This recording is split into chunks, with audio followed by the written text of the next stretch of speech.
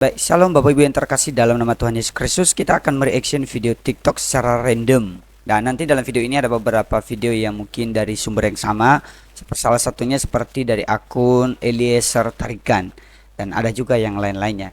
Jadi seperti yang kalian lihat di thumbnail, ya salah satu video yang kita bahas ya seperti itu. Oke, langsung aja kita ke videonya. Tempat makan mie di Cibadak pakai babi. Pemerintah Kota Bandung temui pedagang. Untuk kalian semua yang jual makanan, apalagi kalau kalian campur olahan babi di dalam, tolong kalian buat pelangnya atau spanduk atau buat baliho sekalian, jelas kalian buat di situ tulisannya mengandung babi. Bukan apa-apa. Nanti saudara kita yang mengharamkan babi itu, termakannya lah makanan kalian yang ada babinya itu, selera dia, jadi saingan kami, makin mahal harga daging babi. Kalian pikirkanlah kami konsumen ini. Jangan kantong kalian aja yang kalian pikiri.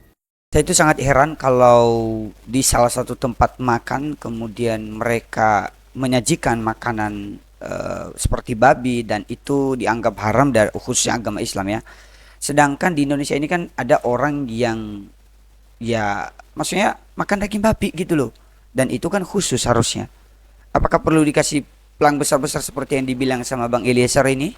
Gimana menurut pendapat kalian? Atau jangan mereka yang takut dengan daging babi kali ya? Silakan komen di bawah gimana menurut pendapat kalian semuanya. Kita lanjut. Larangan hijab di Sekolah Internasional Batam, Dinas Pendidikan turun tangan. Batam Sekolah Internasional Batam menjadi sorotan setelah muncul dugaan aturan internal yang melarang siswi mengenakan hijab. Informasi ini mencuat dari warga yang menilai aturan tersebut diskriminatif dan bertentangan dengan regulasi pendidikan nasional.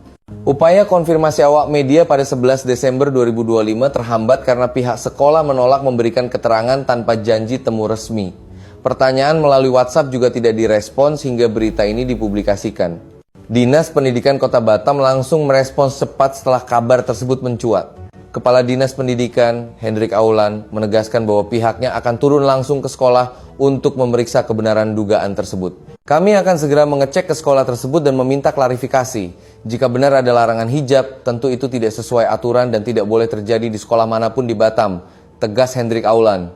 Kasus ini akan terus dipantau, termasuk kemungkinan adanya pelanggaran terhadap SKB 3 Menteri dan aturan perlindungan hak beragama peserta didik. Nah, setahu saya Sekolah Internasional Batam ini kan swasta, bukan negeri. Jadi kalau mereka memberi larangan untuk tidak boleh memakai hijab, baik itu yang beragama Islam secara khususnya, ya kenapa gitu loh, kenapa harus dipersoalkan? Bukankah juga ada sekolah negeri yang sebelum-sebelumnya juga ada kok mereka maksa orang Kristen pakai hijab. Terus gimana dengan hal itu? Bagaimana menurut pendapat kalian? Silahkan komen ya.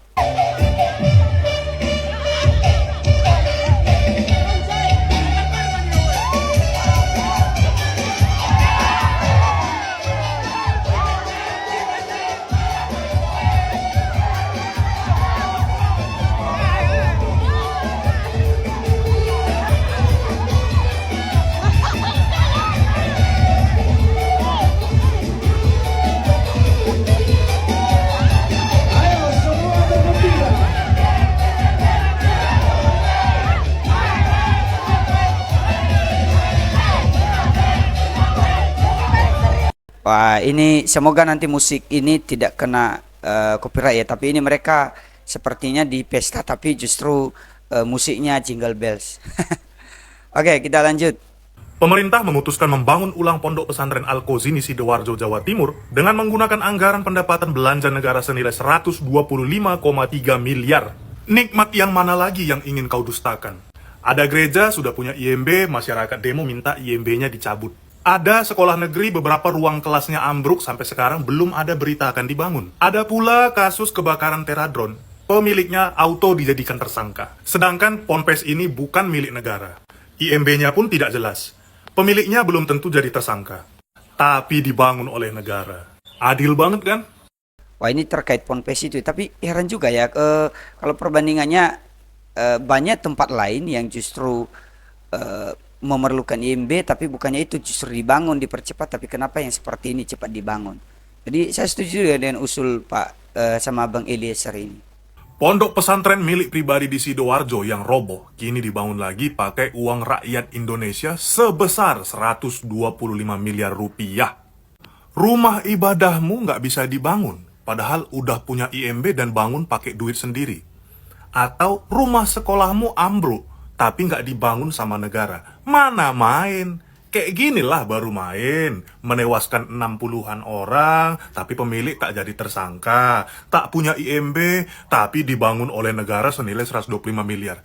Ini baru paten. Ya masih konteks yang sama ya. Ada gereja yang ambruk, ada rumah ibadah yang lainnya mungkin tidak bagus dan memerlukan renovasi, kenapa nggak dibantu? Gimana menurut pendapat kalian? Silahkan komen-komen lah di bawah. Oke, kita next. Pondok pesantren Al-Qazini dibangun ulang setelah ambruk menggunakan dana APBN sebesar 125 miliar. Salam APBN, ambil positif, buang negatif, tonton videonya sampai habis. Ini negara sakit sih kata gua. Dah bujuk kata gua, ini mah ya aduh, dah. Astagfirullahaladzim, dalam nama Yesus, darah Yesus. Kelalaian struktur bangunan Pondok Pesantren Al-Qazini yang ada di Sidoarjo, kalau nggak salah ya, itu menewaskan 60 sekian santri gitu ya, akibat santrinya diperbolehkan untuk ngecor, terus tuh bangunan ambruk gitu ya. Terus itu bangunan yang ambruk itu malah dibangun pakai dana APBN, yang dimana harus kita akui dana APBN itu adalah dana negara milik bersama ya, milik kita semua, karena dana APBN itu didapatkan dari pajak-pajak rakyat. Gedung Teradron kebakaran, pemiliknya langsung dijadikan tersangka, langsung masuk bui, langsung penjerong. Supir MBG karena kelalaian nyupir, nubruk siswa gitu ya, langsung dijadikan tersangka. Ini Ponpes Al-Qazini akibat kelalaian struktur karena santrinya diperbolehkan ngecor. Disuruh ngecor bahkan, bukan diperbolehkan ngecor, disuruh ngecor. Sampai menewaskan 67 santri gitu ya. Lah, pesantrennya dibangun ulang pakai dana APBN. Gimana kagak gua bilang sakit? 125 miliar itu bisa bangun apa ya? Itu hanya untuk satu yayasan ya? Itu gede banget tahu. Kalian tahu nggak sih, bangun rumah 5 miliar aja tuh mewah banget loh. Ini 125 miliar lu mau bangun apaan? Sedangkan pondok pesantren itu adalah milik keluarga pondok pesantren itu sendiri gitu. Bukan milik negara, bukan milik rakyat. Padahal ya sekolah negeri di Indonesia itu struktur infrastrukturnya itu masih banyak yang harus dibenahi. Masih banyak sekolah negeri yang numpang. Masih banyak sekolah negeri yang nggak punya kamar mandi. Yang atapnya bocor, geser, bangunannya udah reot, mau ambruk segala macam. 67 anak-anak kehilangan nyawanya karena kelalaian pondok pesantren. Belum ada penegakan hukum, tiba-tiba pemilik pondok pesantrennya tiba-tiba jackpot, plak, tiba-tiba untung, plak, bangunannya dibangun ulang 125 miliar pakai dana APBN. Sebenarnya ini gue mau keluar-keluar kayak gimana juga udah percuma ya, itu udah taken 125 miliar gitu, dananya udah digelontorkan gitu loh. Sekarang gue pengen tahu nih ya, itu si Caimin 125 miliar itu detailnya apa coba ya? Detailingnya itu untuk apa 125 miliar? Padahal ya di negara Indonesia ini ternyata isilop-isilop itu bergeraknya cepat loh. Aparat-aparat hukum tuh bergeraknya cepat loh ya. Itu buktinya si supir truk MBG, terus si pemilik Teradron. Itu cepat loh dia jadi tersengkong gitu ya. Cepat loh dia ditekong say. Tapi ini yang pondok pesantren kena, aduh gue kagak ngerti dah. Gue gak ngerti apa kiai itu kebal hukum, apa bagaimana, apa kagak bisa dipenjara, apa bagaimana, gue kagak paham. Ini ya, nih kalau kejadian kayak gini, di yayasan yang bukan milik Islam gitu ya, misalkan gereja hancur, gereja roboh, apa segala macam, ini bakal digelontorkan dana yang sama nggak? Boro-boro digelontorkan dana. Orang umat Kristen aja mau ibadah aja dipersulit. Mau bangun bangunan pakai uang pribadi, uang milik sendiri aja dipersulit izinnya. Lagi ibadah diobrak-abrik, disuruh stop, disuruh berhenti dan segala macamnya. Apalagi ngegelontorin 125 miliar, kata gua mah kagak bakalan. Kayaknya harusnya di Indonesia ini memiliki 6 menteri agama gitu ya. Jadi dari masing-masing agama tuh ada menterinya. Ini kalau kayak begini jatuhnya kagak adil. Indonesia ini yang bayar pajak bukan cuma Islam doang. Kristen, Katolik, Hindu, Buddha, Konghucu juga ikutan bayar pajak. Tapi kenapa diperlakukan berbeda dengan pemilik pondok pesantren? Itu pondok pesantren milik keluarga pondok loh Caimin. Urusin dulu, itu anak-anak negeri, sekolah-sekolah negeri yang udah jelas-jelas pemiliknya negeri, pemilik negara. Atau gini dah, kalau emang itu Ponpes Al-Qazini mau dibiayai pakai dana APBN, ya udah itu pondok pesantren jadiin milik rakyat, jadiin milik negara, jadiin milik negeri gitu. Jangan jadi milik keluarga lagi. Wah, gimana menurut pendapat kalian tentang kakak ini ya? Kakak ini tadi banyak penjelasannya, dia sikat habis. Ya, masih konteks yang sama. Dan menurut saya untuk 3 video yang terakhir ini ya, 2 tadi dan dari Bang Eliezer dan 1 dari Mbak ini, ya itu lagi gitu loh. Banyak sebenarnya yang lebih memerlukan, banyak yang lebih butuh. Kenapa ini sih dananya dialokasikan ke sana? Tapi apakah ada unsur lain di balik semuanya ini? Kita nggak tahu. Silakan berikan komentar kalian di bawah. Salam sejahtera untuk kita semua. Saya mau bersaksi bahwa lebih dari 20 tahun lalu saya diselamatkan Tuhan Yesus Kristus.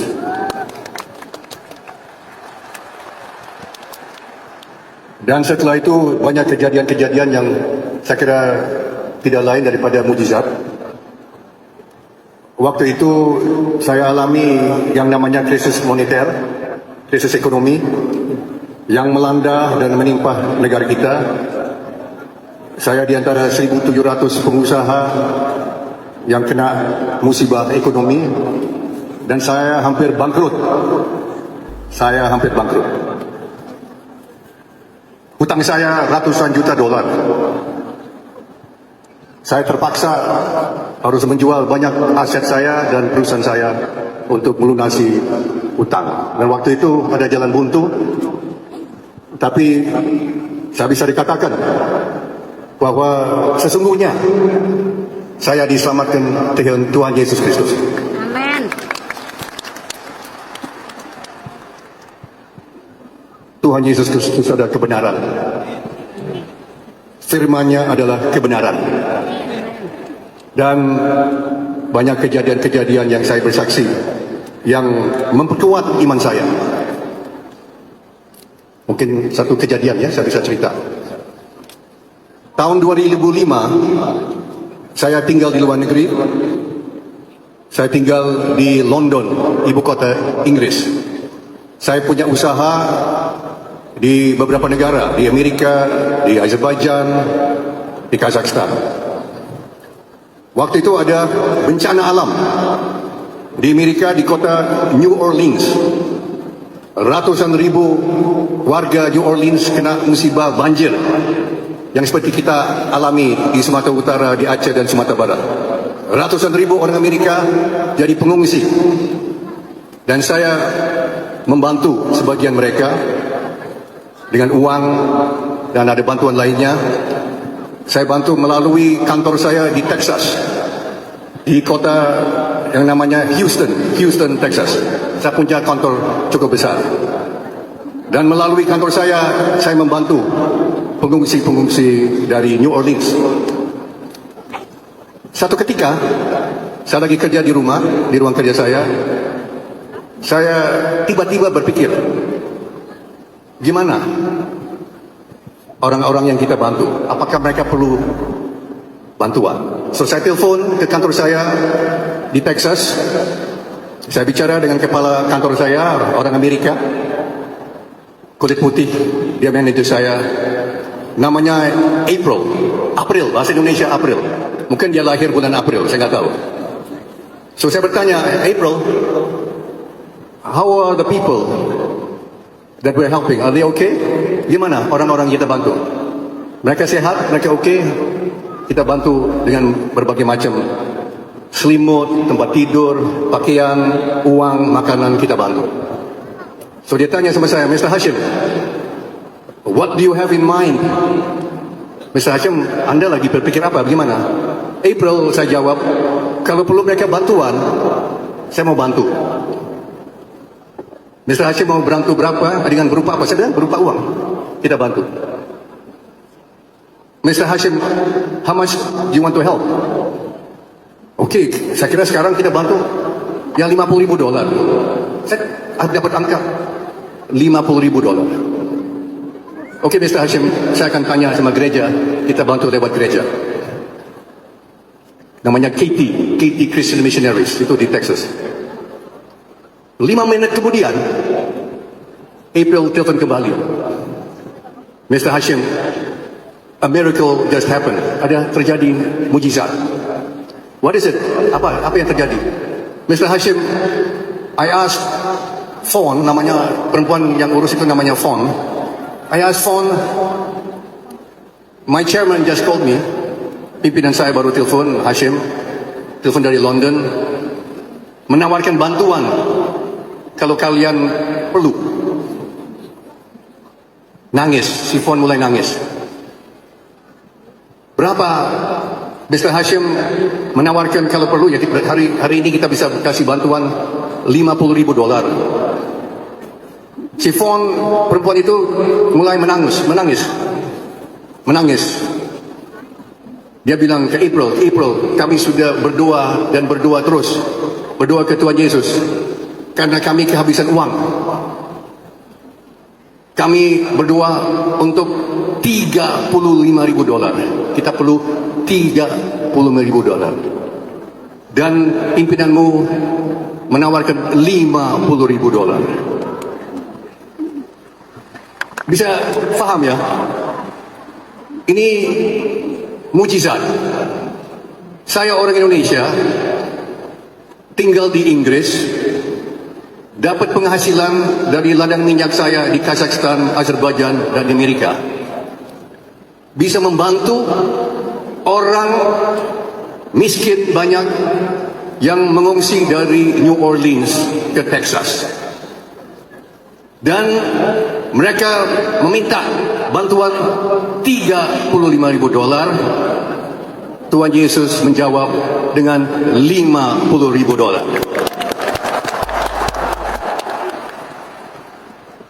Saya hanya hamba Tuhan, saya dipakai Tuhan Yesus. Saya orang kecil, saya seorang TKI, tenaga kerja Indonesia. Saya seorang TKI tinggal di luar negeri, dipakai oleh Tuhan kita membantu melayani orang-orang miskin, orang-orang tertindas yang di Amerika. Coba, ini luar biasa. Puji Tuhan, ini semua kebesaran Tuhan Yesus. Dan ada kejadian-kejadian lain, tapi saya kira untuk waktu lain, mungkin tahun depan. Nah, hari ini saya mau perkenalkan kawan saya. Kawan saya warga negara Kanada, kelahiran negara yang namanya Iran. Tapi beberapa waktu yang lalu dia didatangi Tuhan Yesus Kristus dan dia memasuk agama Kristen. Kawan saya Afshin Javid. Kita tepuk tangan untuk Afshin Javid.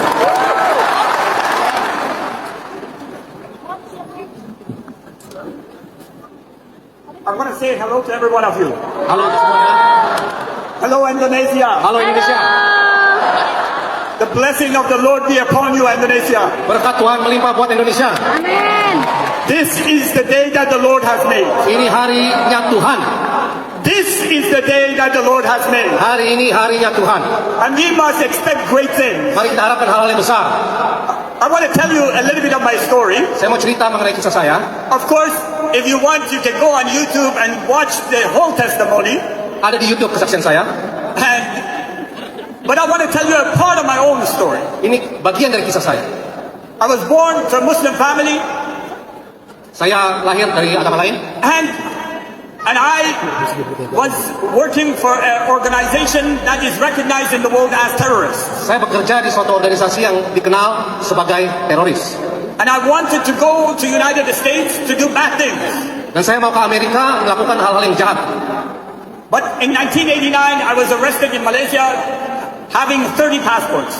Tapi di tahun 89 saya ditangkap di Malaysia. Saya punya 40 paspor palsu itu. And I was in jail. Dan saya di penjara. And I was praying every single day. Saya di penjara doa terus setiap hari. Because that's how I grew up. Karena saya dididik begitu. I read the Holy Book every day. Saya baca kitab suci tiap hari.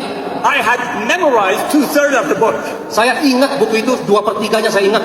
One day as I was praying, Satu saat saya lagi doa, suddenly a man appeared in front of me. tiba-tiba ada satu orang yang muncul di depan saya. And his whole being was light and shining like light. Dia orang tersebut bersinar sangat terang. And that scared me. Dan itu mengagetkan saya. Because I knew two things about him. Dan ada dua hal mengenai dia. That he is holy and he is just. Bahwa dia itu suci dan dia adil. And I knew no matter how much I have prayed, I am not holy and I am not just. Dan saya sadar seberapa banyak pun saya berdoa, saya tidak kudus dan saya juga tidak adil. And I knew because he is holy, he has to kill me. Dan saya tahu dia kudus, itu kenapa dia menampakkan diri di depan saya. But I didn't want to die.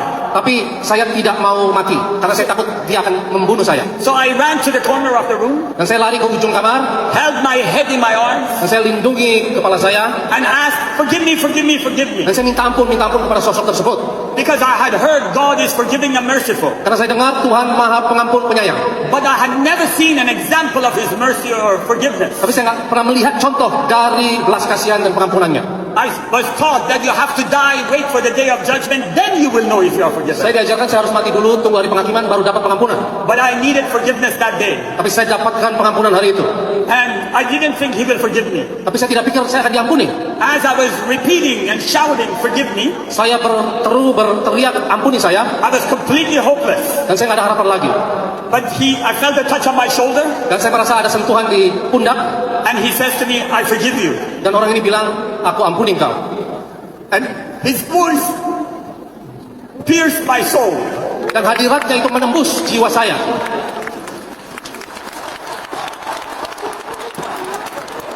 And I felt forgiven. Dan saya merasa diampuni.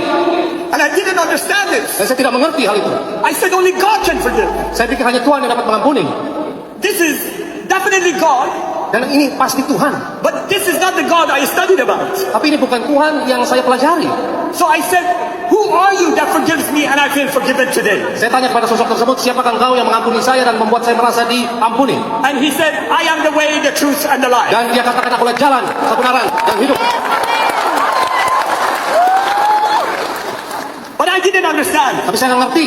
I had never heard such words. Saya nggak pernah dengar kalimat itu. So I said, I don't understand. Saya bilang, saya nggak ngerti. What is your name? Siapa namamu? And he said, Jesus Christ. Dan dia berkata, Yesus Kristus. Hallelujah. Haleluya. That day, Hari itu, I cried for 2 hours. saya nangis 2 jam. And then he said to me, Dan dia katakan kepada saya, Afshin, Afshin, I can forgive anybody, saya bisa ampuni semua orang. but who is going to tell them? Tapi siapa yang akan beritakan kepada mereka? And I said, I will. Saya bilang, saya yang akan beritakan. That was 36 years ago. Itu 36 tahun yang lalu. Today I stand here. Saya berdiri di sini sekarang. Pak Hashim was kind enough to invite me to come here Saya diundang Pak Hashim untuk datang ke sini bersaksi. because his heart is to glorify Jesus. Karena hatinya dia untuk memuliakan Tuhan Yesus. And he said that people in Indonesia need to hear that Jesus saves. Dan dia katakan, orang Indonesia harus tahu, Yesus menyelamatkan. I want to share something with you. Saya mau bagi sesuatu. And I want to say that this is a season you have not expected. Ini adalah suatu saat yang kita tidak harapkan.